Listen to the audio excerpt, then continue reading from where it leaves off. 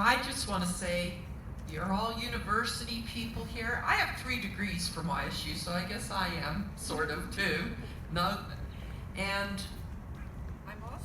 I'm also the president of the American Slovak Cultural Association.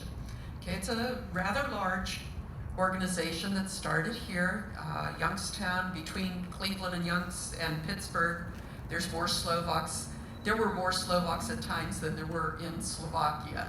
So, but we wanted to do an exhibit at the Tyler Historical Center on the story of the Slovak Jews during World War II.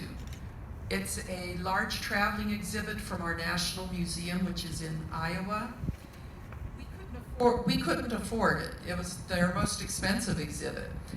I approached Dr. Labendz and I asked him if he would be interested in it.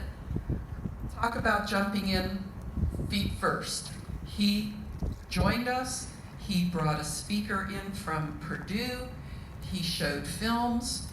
He was important to the community, not just the university. And I want to make that very clear, that it's not just the university that would lose, but it's our whole community that would lose if Dr. Labendz was forced to leave.